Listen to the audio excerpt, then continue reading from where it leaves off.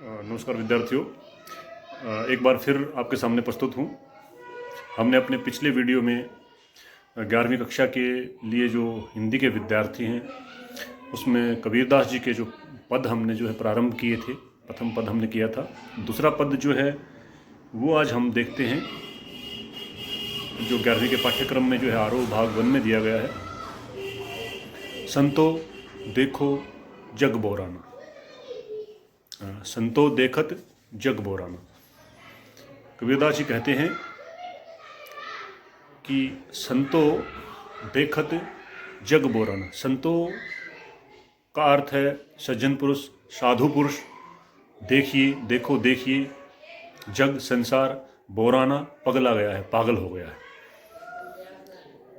हे सज्जन पुरुषों, हे साधुजनों, देखिए कि सारा संसार के लोग जो हैं वो पागल हो गए हैं।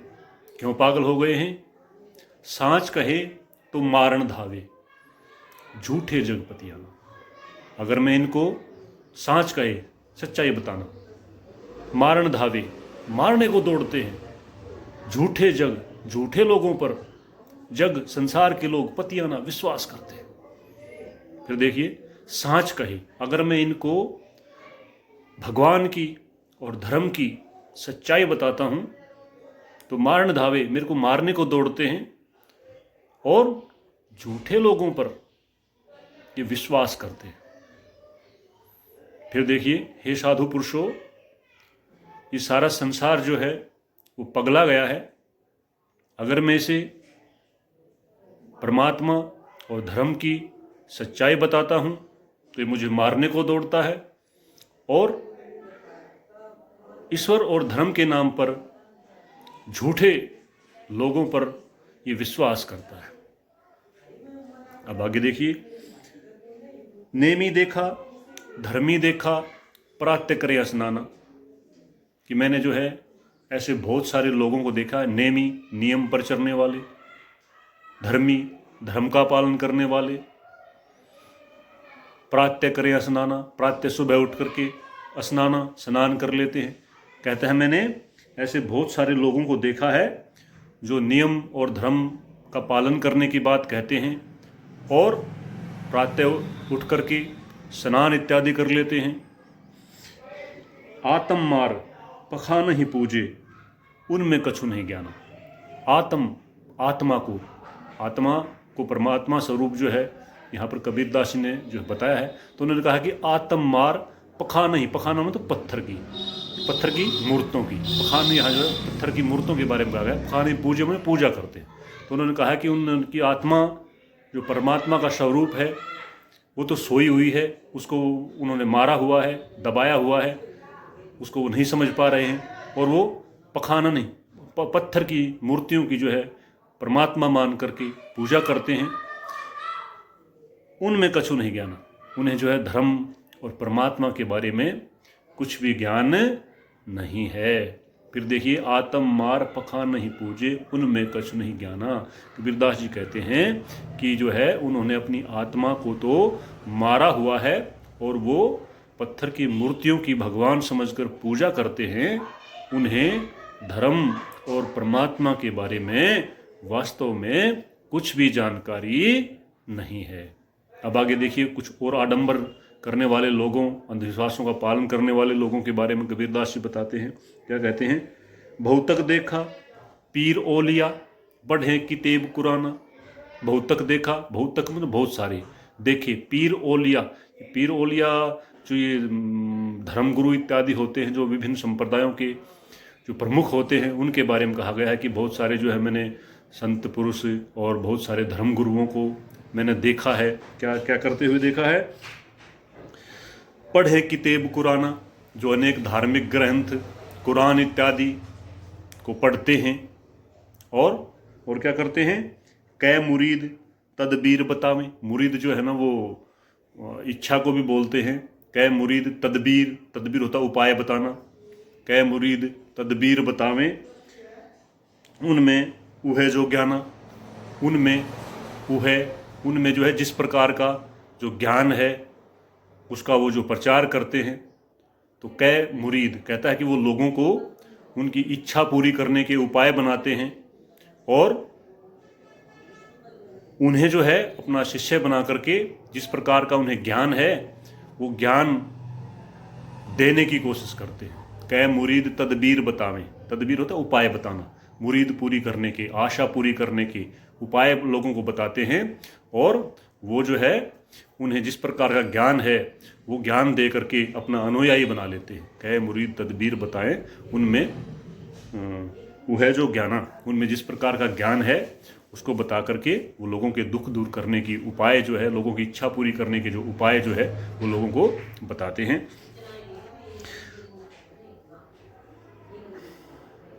आसन मार डिम्ब धरी बैठे, कहता है कि वो आसन लगा करके डिम्ब धरी, सादा डिम्ब धरना होता है एक तरह से पाखंड रचना, आडंबर करना, आडंबर धारण करके कि वो पाखंड समाधि लगाकर बैठ जाते हैं और आडंबर रचते हैं। क्या आडंबर रचते हैं? डिम्ब धरी बैठे मन में बहुत गुमाना, और उन्हें जो है अपने ज्ञान का जो है वो बहुत सारा घमंड, अभिमान भरा हुआ होता है उनके मन में कि वो जो अपने आप को ज्ञानी मान करके आसन लगा करके आडंबर रच के बैठ जाते हैं और उनके मन में जो है वो धर्म का और ज्ञान का जो है बहुत अभिमान भरा हुआ होता है।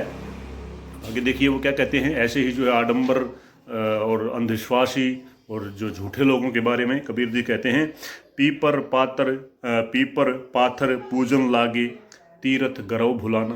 पीपल की, पाथर पत्थर की मूर्तियों की पूजन लागे, पूजा करने लगे हैं, और तीर्थ गरव भुलाना, तीर्थों पर जा कर के और अपने विद्वता का, अपने ज्ञान का, अपने धर्म का घमंड करके जो है वो बाकी संसार को, अपनी आत्मा जो परमात्मा स्वरूप है उसको भुलाए हुए हैं। फिर देखिए, पीपर पाथर पूजन लागे, तीर्थ गरव भुलाना, कि वो पीपल और पत्थर की मूर्ति की जो है वो पूजा करते हैं, वो तीर्थों का भ्रमण करते हैं और उनके मन में जो है वो बहुत सारा जो है घमंड होता है, जिसके कारण जो है वो परमात्मा की सच्चाई को जो है भुलाए बैठे हैं। टोपी पहरे माला पहरे, छाप तिलक अनुमाना, वो टोपी पहनते हैं, माला धारण किए हुए होते हैं, माला पहने होते हैं और वो छापे के वस्त्र धारण करते हैं, तिलक लगाए हुए होते हैं, ठीक है। और इस प्रकार के असंख्य जो है आडंबर जो है वो इस प्रकार के जो लोग हैं वो धर्म और ईश्वर के नाम पर करते हैं।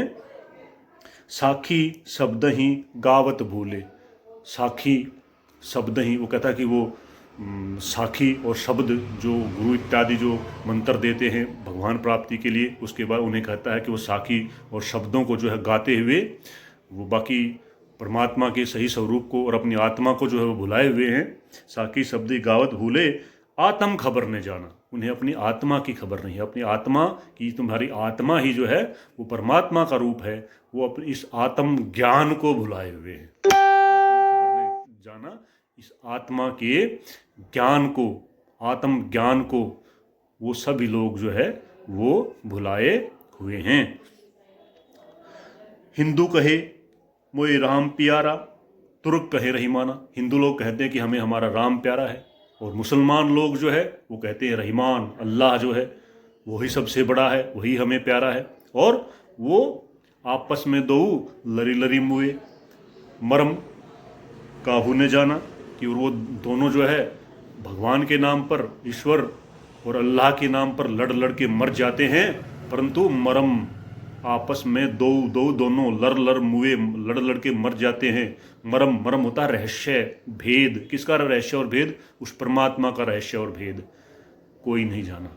कहता है कि वो दोनों धर्म और परमात्मा के नाम पर आपस में लड़ मर जाते हैं, परंतु उस परमात्मा के सच्चे रहस्य को, उस परमात्मा के भेद को इनमें से कोई भी जान नहीं पाता है।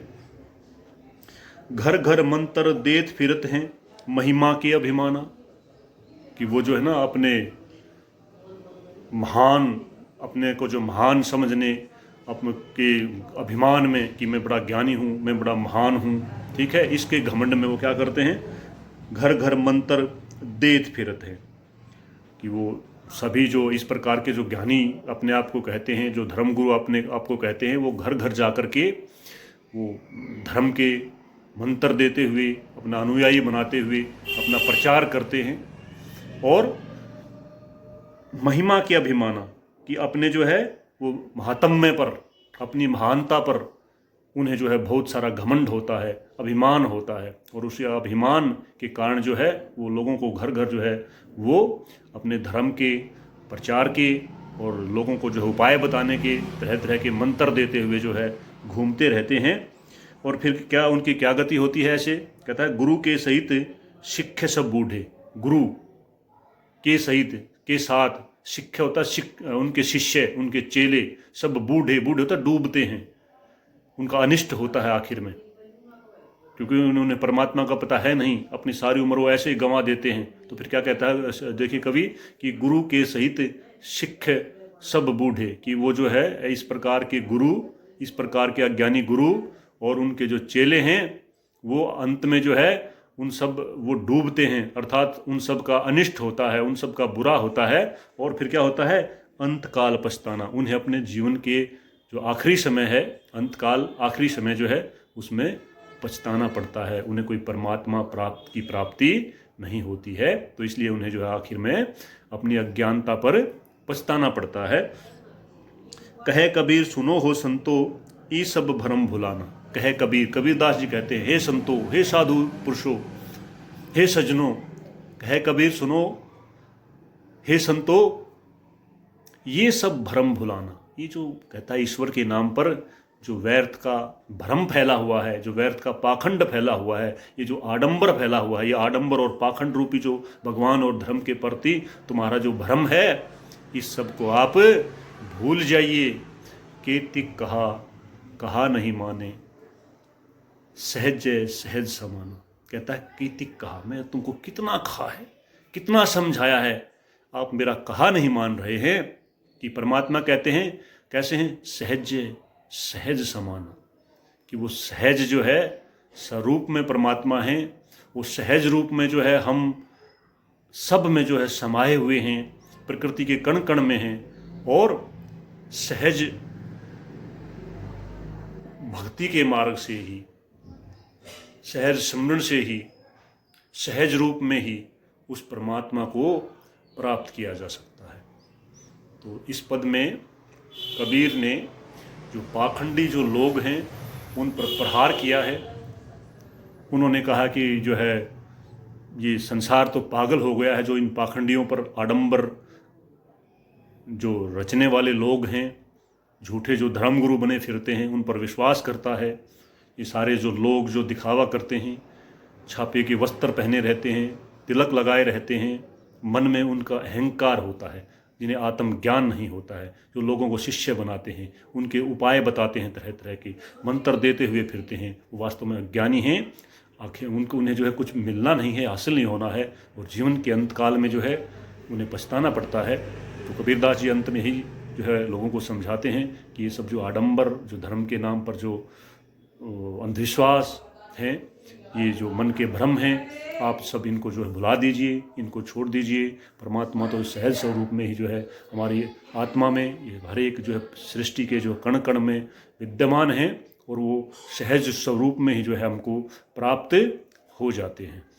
ठीक है, तो इस प्रकार जो उन्होंने सभी आडंबरों का जो है वो कबीर जी ने विरोध किया है। जहाँ तक साहित्यिक विशेषताओं की बात है तो आप इसमें लिख देंगे कि जो कबीर ने जो है वो इस जो पद के माध्यम से जो है